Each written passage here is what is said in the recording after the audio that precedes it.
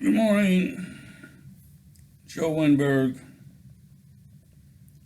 Bluebird Semaphore.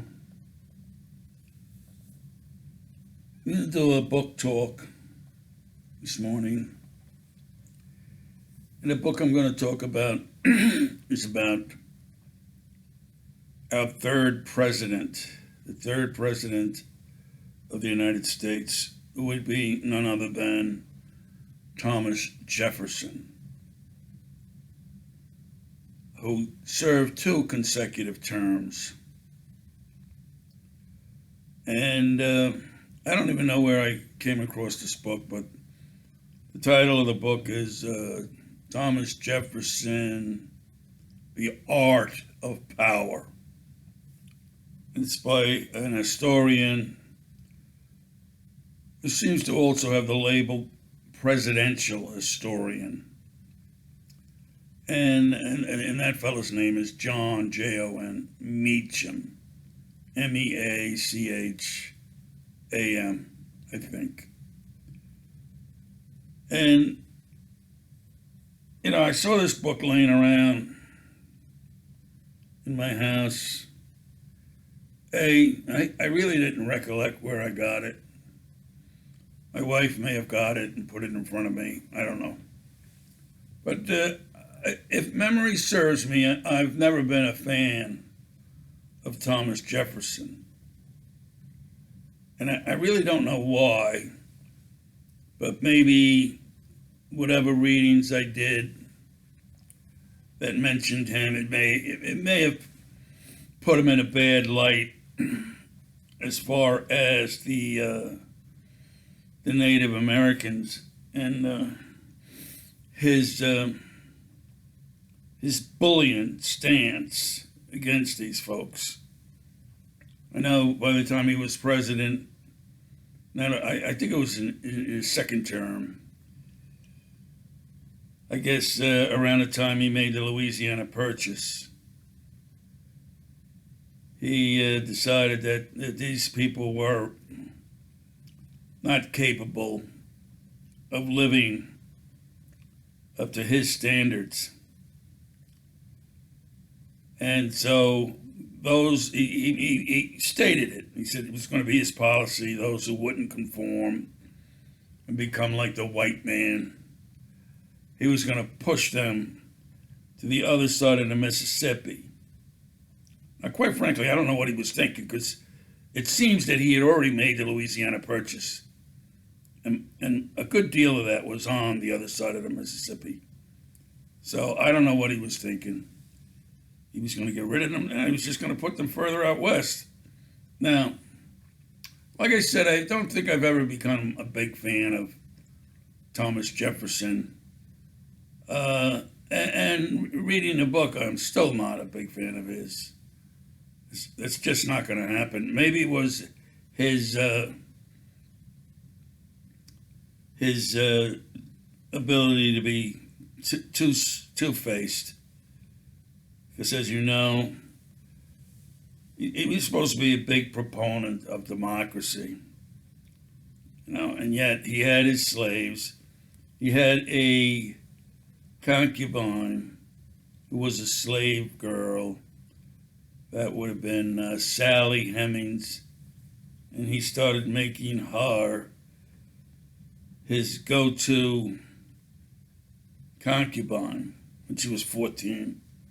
He dragged her over to Europe, dragged her back, and more or less she lived as his concubine for the remainder of his life. And, probably 20 years of that, probably, maybe less, maybe more, who knows. But the point is, this big guy who's supposedly a Democrat, although at the time there were 2 political parties in the United States. There was the Federalists and the Republicans. And the Republicans thought they came down more on the side of democracy and the little man. And the Federalists were, were uptight with the aristocrats, and they were heading towards monarchy. Can you imagine that? They just beat England, and they wanted to put a crown on somebody's head. They didn't want a president. They wanted a king. These were the Federalists. Well, the more you read about these early people in the government, the more you come to find out that they had very small brains. So, that's not true of all of them. Some of them may have been, prolific and good thinkers. Some of them may have been, but their thinking was no more than a flash of propriety or a flash of getting the right thing done. But they weren't big time intellectuals. They just weren't. They weren't. They weren't. It wasn't the apparatus wasn't set up yet to make folks big time intellectuals. They came out of Harvard with hardly a high school education at the time. So Thomas Jefferson, of course, was born with the so-called silver spoon in his mouth. He was like a third or fourth generation that profited by their ancestors getting over here early and being able to dominate early on. And thus they acquired thousands of acres of riverland, bottomland, and so on, which was, the best agricultural land. And by the time he was a young man, he was already super well off, as would be noted in those days, super well off. He was never going to have to work a day in his life. He may have complained that his work as the president was taxing. He's just not my cup of tea, this guy. He's wishy-washy. And this is what I'm getting from the book. He was wishy-washy. He loved to wine and dine. And when he became president, every day he had a big-time dinner. Invited many guests. And guess who was paying for it? The taxpayers. This man, and he thought he could do no wrong, as far as I could tell from this book. He thought he was pursuing the right path, and everybody else who didn't go along with his ideas was going down the tubes, as we might say today. So he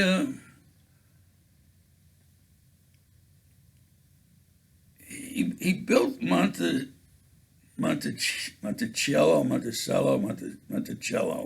twice. Once wasn't good enough. He built it twice. He had two children from his first wife, who died fairly young. Everybody was dying fairly young back in those days, but he lived to the ripe old age of 82. This Thomas Jefferson guy, and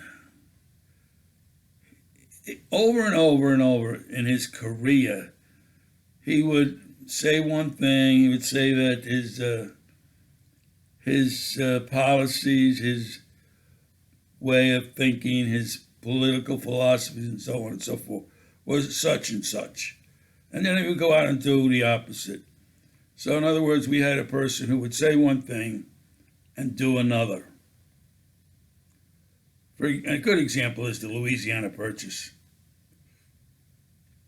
He felt something of that magnitude required more than a midnight purchase a midnight stealing of a vast tract of land from a country whose leader was in hard times.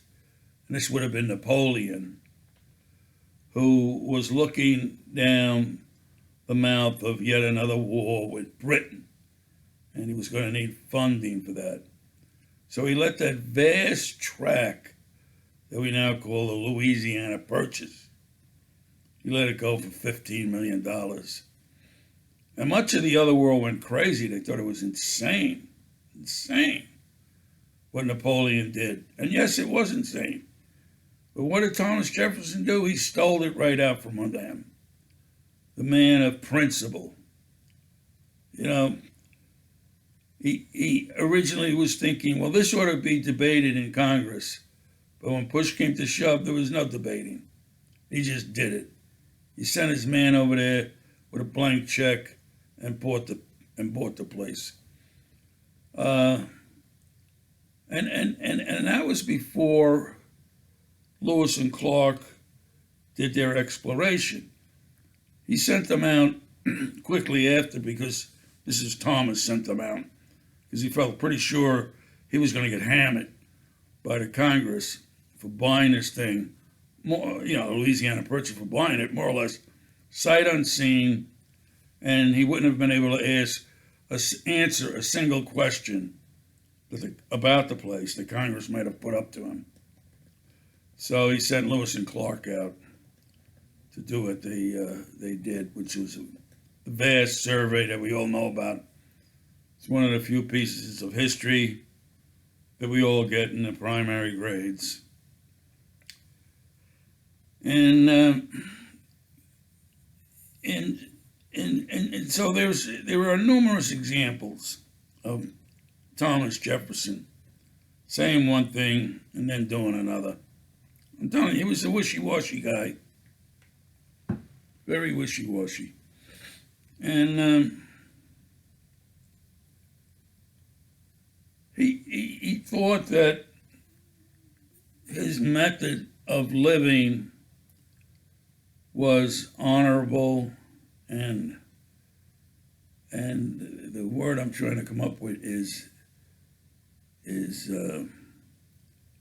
honorable and correct, was spiritually and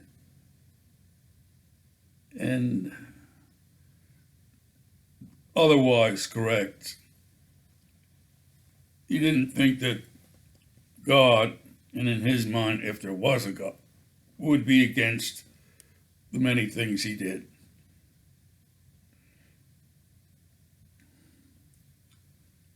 Once again, there, when it comes to religion, he was a little wishy-washy too, because he would periodically go to church, and more likely he would not. Now, that was in the days when everybody was a churchgoer. All his cabinet members were churchgoers, and everybody up and down Main Street went to church. But Thomas Jefferson, who thought he was better than everybody else, he didn't see a need to. And I don't fault him there, because if you do the numbers, if you work the numbers, not likely you're going to come up with any sound need for these religious beliefs of the early colonial days, So, but he was wishy-washy with that too. And yet, the author subtitles the book, The Art of Power. What Thomas Jefferson had, he had the gift of gab. He could talk anybody out of anything. And he could talk anybody into doing anything. And the people loved this quality about him. They flocked to him. Once he became president, at least, they flocked to him. Although there was quite a difficult time in getting him into that first presidency.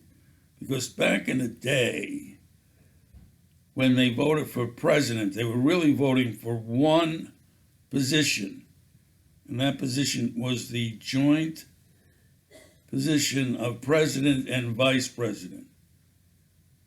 You may have cast 2 votes. For example, you may have cast a vote for Jefferson and one for Aaron Burr. But the results had to be one with a majority, and the one with the second majority would have been the vice president. Well, lo and behold, for that election of 1800, the 2 tied. Thomas Jefferson, who was running for president, and Aaron Burr, who was running for vice president. They both acquired the same number of votes. So that meant there was a tie for president. So, they tried to do some maneuvering, offer people this and that, which, politicians always do, particularly when they're in office. They'll always try to horse trade. You couldn't get it done like that, so it had to go back to ballots. And there was 30-something ballots, and finally Thomas Jefferson won. They became the 3rd president, Aaron Burr the vice president. And from what I gather from reading this book, after the inauguration, the 2 men never talked again during Jefferson's presidency. They could hold a grudge.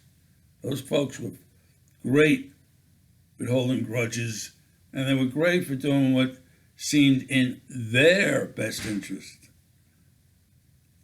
Never the country, or never the other, the lesser folks. And by the way, I brought that up. And the aristocrats now, who had over generations,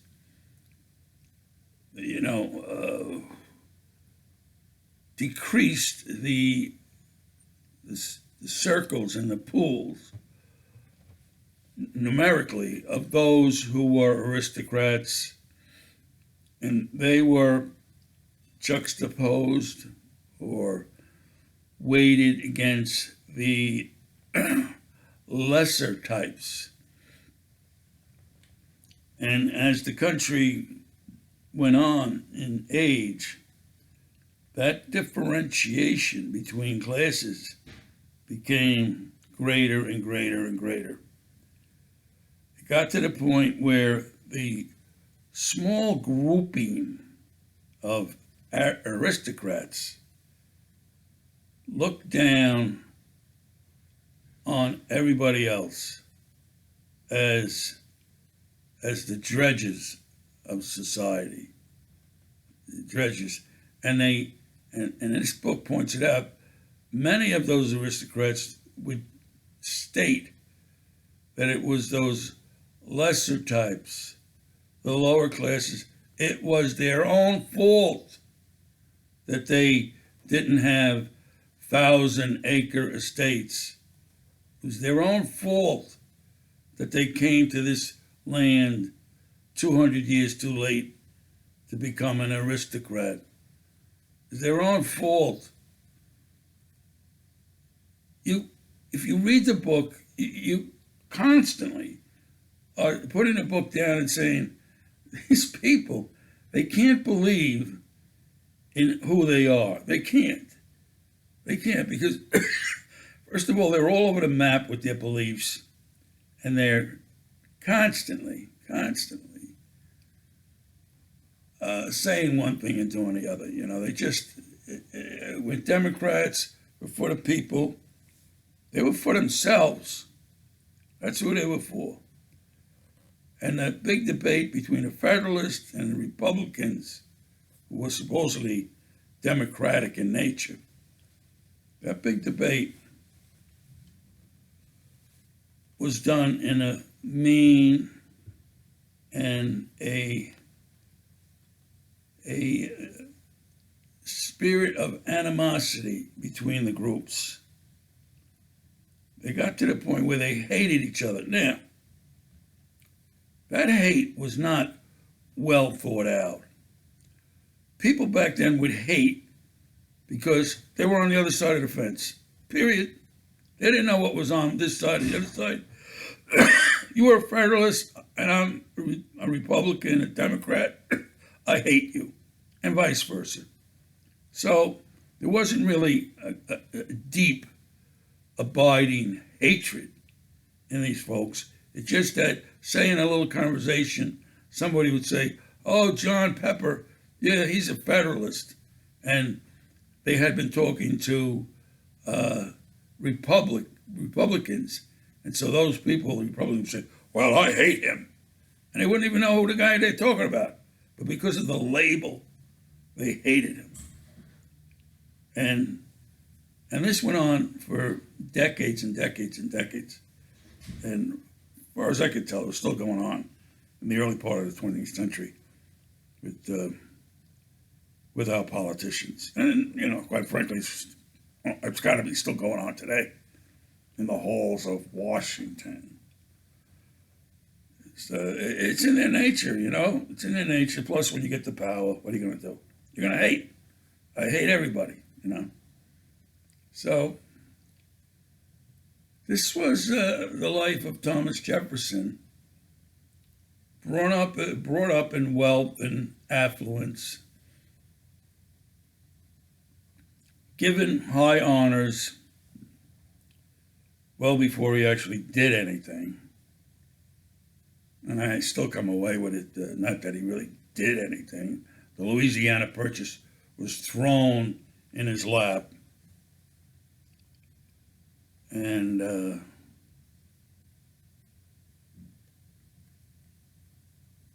his latter children were thrown in his lap via probably a well-intentioned girl, age 14, taken on as his concubine. So the things he did, like befriending by the time of the second term, befriending everybody, principally by being a great entertainer, lavish dinner parties every day, and that's the way he maintained himself, and kept not above the fray, but kept himself out of hot water. Mr. Peeps were loving this. Over there, you were going to eat well when you went to TJ's place. Now, most of that eating was done in the presidential house, not at Monticello.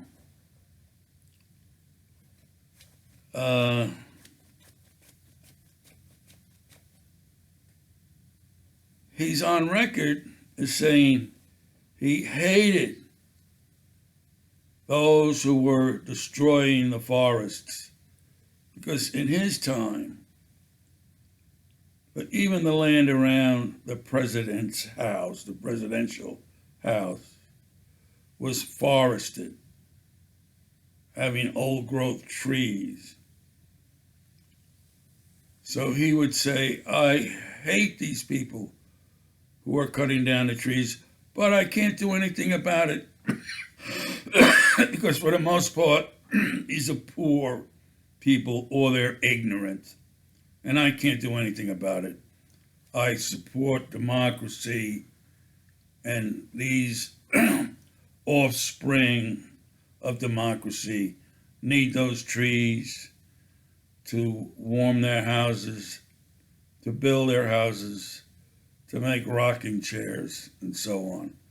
So I can't do anything about it because it was put to him, hey, you don't like this cutting down of the trees. Can't you do anything about it? Oh, no, I can't do anything about it. I'm only the president of the United States.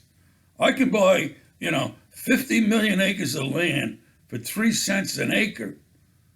But I can't tell these people to cease and desist. Once again, wishy-washy. Not a man of his words. Not a man who would stand out as a soul to remember. Not Thomas Jefferson. But I know people love him. Oh, he's probably one of the most loved presidents in our history.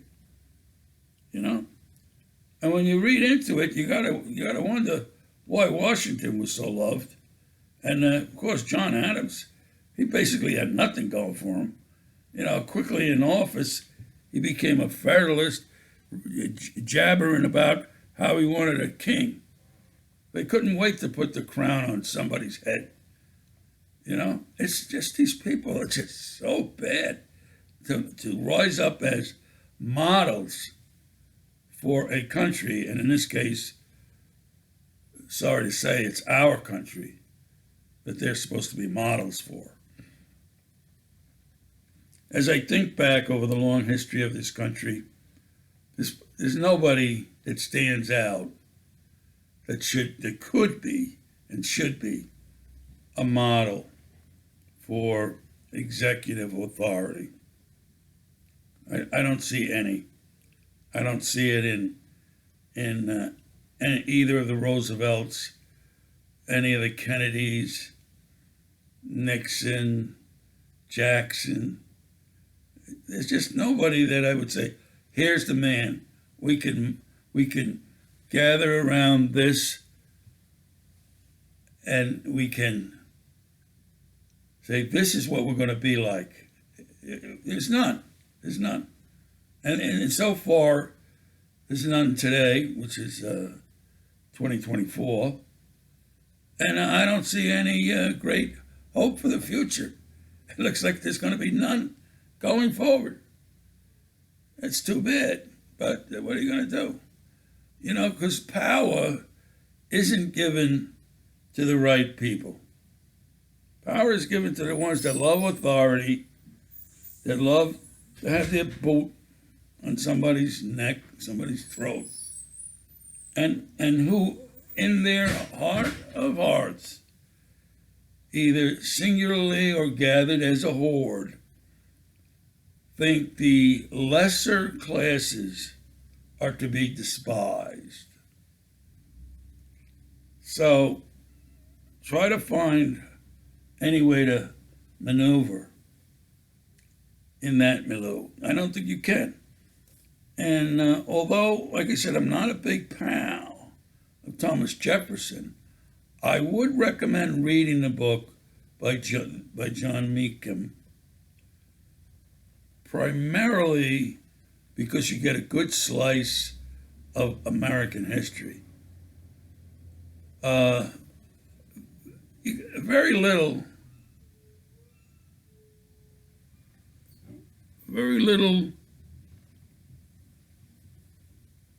Tom Jefferson, but a lot of American history that you'll be surprised, I think, to find out. So the book that I'm reading, Tom Jefferson, The Art of Power, by John Meacham. I would say, if you can get it in the library, get it, read it, put it back in the library. Now, that being said, sure, there's a lot of other things I'd like to talk about.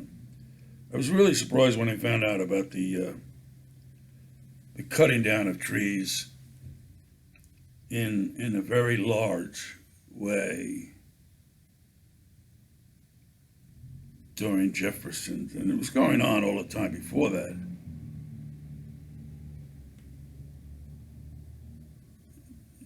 it's that's one of the big takeaways. Because I'm always looking for somebody to champion with the environmental issues, particularly the cutting down of trees, particularly. And so that brings me to a YouTube video that I saw yesterday. It was about this small group of people who decided they were going to go traipsing through the rainforest of the Congo. Now, these people had no business doing this. None of them were trained as any type of explorer, geographer, scientist. None of them. One was able to claim that she was a pharmacist. Okay, I see that. I see every druggist in every Walgreens, CVS in the country, qualified to traipse through the Congo. Well, boy, were they wrong. It's just amazing when you think of the superior powers that were needed by the 19th century, maybe even 18th century explorers to go through Africa, and then to get some folks with no training at all to declare they were going to go march through the rainforest. Well, they had a bitter time of it. They did survive, but they had a bitter time of it. And although I didn't finish watching the documentary, while I watched, there wasn't one bit of anything, knowledge-wise, that was gained by these folks that would have told me that the trip was worth it. Now, I got off a little bit on a tangent here, but that was, the tie-in was the rainforest. Because they were hitting the head with what the rainforest can do, and they were saved to a certain degree by the roads, the narrow roads that were cut through the rainforest by the timber companies. That saved them. And in that documentary, you could see the trucks taking out the old growth trees. And these old growth trees were probably at least diameter-wise, say 8 feet. These were big trees. And this was the destruction of the African rainforest, which isn't talked about as much as the destruction of the Amazonian rainforest. But it's going on, and it was going on for a long time.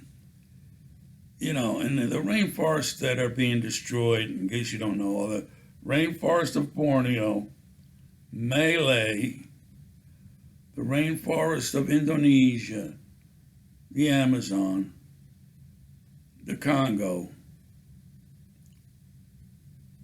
Eastern Congo, meaning Eastern Africa, as well as Central Africa. Just about everywhere.